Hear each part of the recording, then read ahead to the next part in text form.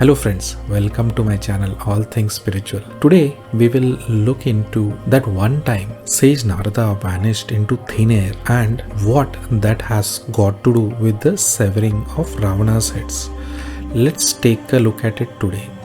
Please also don't forget to like, share and subscribe to my channel if you like the video. In the last video, we looked into Sage Narada's warning to Ravana, which he did as a friend, and he suggested to Ravana to mend his ways. But this incident happened later, wherein Narada renders himself invisible so that Ravana couldn't launch an attack onto him. Not that Sage Narada is incapable to defend himself, but he actually spares Ravana by making himself invisible. Else, Ravana would have committed a grave mistake of harming Sage Narada. The 10 heads of Ravana signify negative emotions, and did you know Ravana sacrificed his 9 heads thinking that his sacrifice was the greatest ever sacrifice towards Lord Shiva? Many say that Ravana had a great knowledge of the 4 vedas and the 6 shastras,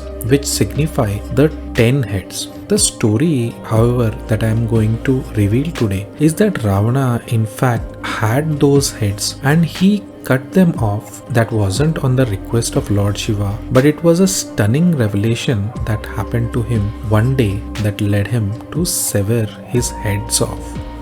So Ravan once was sitting in front of a Shivalinga and suddenly he had a voice from the higher power which said, "Why would you need 10 heads? Only one head is sufficient for devotional activities." And since he had great pride over his devotion to Lord Shiva, he just cut off all his remaining heads and was just left with the one head, and he offered it to the Lord. At the same time, Narada Muni appeared in front of him. Narada Muni is not a normal human being. He is known as a Deva Rishi and he bears a message of God to everyone and is a friend to the world and is God's chosen messenger.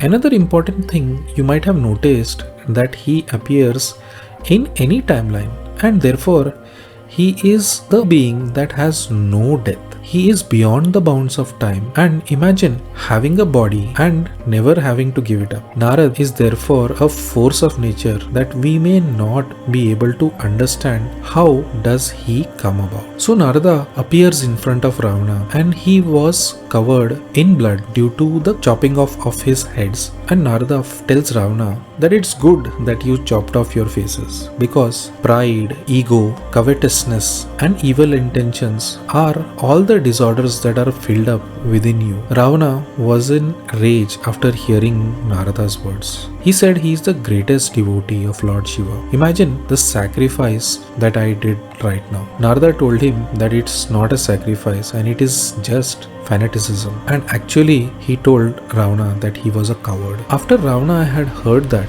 he was very irritated at Narada Muni and he took his sword, and when he raised his sword, Narada Muni just disappeared and was not visible anymore. Ravana was shaken up from his rage and wasn't able to see him, and as this happened, Narada Muni told Ravana, "Oh foolish one, you think that you are an entity next to Lord Shiva," and at that moment the entity of God that was present amidst them was sarcastically laughing at Ravana. The power of nature was laughing at Ravana's ego, his evil intentions, and Narada could see everything that was going on in front of him. Narada Muni tells Ravana, "You will fall. Your ego has reached fierce levels, and now any devotion or sacrifices that you do would never reach God because you are filled with arrogance within you. You think you are the most important devotee of the Lord, and with that feeling you do your devotion. This would never reach anyone anywhere. Your attempts would always be unsuccessful." At this time, Ravana could only hear Sage Narada's words and he could not see him. Narada was standing right in front of him. Narada had the power to make himself disappear. Narada continues, do you think of yourself as a great Brahmin? Is it possible for you to make yourself invisible? Do you think I am insignificant? I am standing right in front of you, but you are not able to see me. Show me what you got. Do you have the power to become invisible? Ravana was just a normal being. He had no answer to give to Narada. He was blown away at that moment. He used to think that sage Narada was just a normal traveling rishi. Now he became aware of the powers of the great sage Narada. For Narada, it was very casual for him to become invisible, and it was basically effortless. Narada then addresses Ravana. When cruel intentions go overboard, then fate and fortune just departs the person, and when fate takes an adverse turn, destiny is totally destroyed. It's needless for me to say that your fate and your fortune have taken a U-turn due to your dreadful behavior. Your future looks dark to me. The glitter of gold that you see today is going to take you to your own burial grounds. History will write you as an aggressor and an adversary. This is due to your behavior, and there is going to be destruction of many people who are around you. This is because I have never met a more evil person in the world at this time. Ravana had to just listen, and he couldn't do a thing to Narada. He spoke but still was invisible. Variety of emotions were displayed by Ravana at this point, as he was shocked to hear Narada's message, and he knew that he wasn't able to get hold of Narada, and was also at the same time wasn't able to make himself disappear. So this was all going on, but Ravana was showing his irritation on the words of Narada. Narada then says, the